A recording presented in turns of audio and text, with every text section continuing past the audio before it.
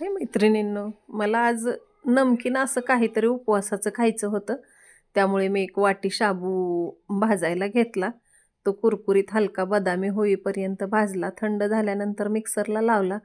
त्याचं पीठ करून घेतलं आणि 2-3 उकडलेले बटाटे खिसले.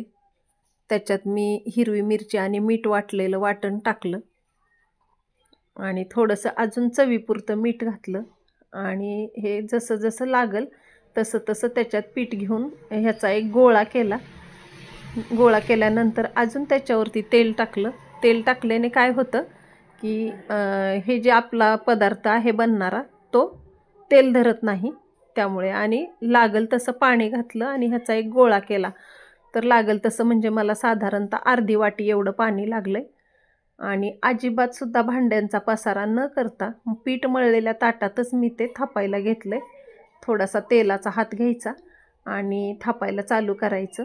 थोडंसं थापल्यानंतर तळ हाताने ते लांबवायला चालू करायचं, कारण बोटांनी थोडंसं तेवढं ते पसरत नाही.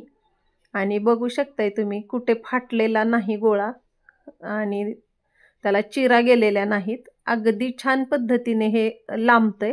ते मी तळ हाताने लांबवलेलं आहे आणि अगदी पातळ पोळी केली. आता ह्याला आपण काटे चमच्याने नोचिंग करून घ्यायचंय. ते कशामुळं तर साबुदाण्याचे आपण वडे किंवा दुसरं अजून काय करताना ते तेलात टाकल्यानंतर हवा धरतं आणि तेलात फुटतं, अंगावर तेल येतं. त्यामुळे हे नोचिंग करून घ्यायचं आणि ह्याला मी पॅटिसचा आकार दिलेला आहे. बघू शकताय निघताना सुद्धा एकदम इझी निघत आहे आणि तेलात हे तळून घ्यायचंय. हे तेलात टाकल्यानंतर फुगत नाही, त्यामुळे ते फुटत पण नाही, तेल अंगावर येत नाही आणि लालसर बदामी असं हे तळून घ्यायचंय. बघू शकताय तुम्ही खूप छान पद्धतीने तळल्या गेलेलं आहे. आता आपण बाकीचे पण कट केलेलं ते पॅटीस तळून घेणार आहोत. बघू शकताय निघताना सुद्धा एकदम इझी निघतंय. करायला सुद्धा एकदम सोप्या पद्धतीने आहे करण्याची पद्धत सुद्धा.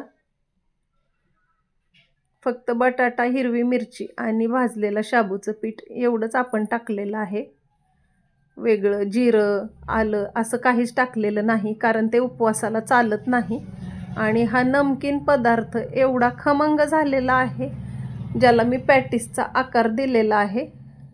तुम्ही अजून वेगळ्या पद्धतीने सुद्धा कट करू शकताय, कापण्यांचा सुद्धा आकार देऊ शकताय ह्याला. आणि अतिशय सोप्या पद्धतीने ही रेसिपी आहे, जी तुम्ही अगदी 10 मिनिटात करू शकताय. कुठलीही ह्याला पूर्वतयारी लागत नाही. तर तुम्ही सुद्धा चॅनलवर नवीन असाल तर लाईक करा, सबस्क्राईब करा. कमेंटमध्ये मला सांगा तुम्ही सुद्धा अशा पद्धतीने बनवून बघितलेला पदार्थ कसा झाला, तो तेलात टाकल्यानंतर फुटला का. आणि चहाबरोबर किंवा दह्याबरोबर तुम्ही उपवासाच्या चटणीबरोबर हा पदार्थ खाऊ शकताय, जो मी सुद्धा खाऊन बघितलेला आहे. तर भेटूया अशाच नमकीन रेसिपीत. तोपर्यंत धन्यवाद.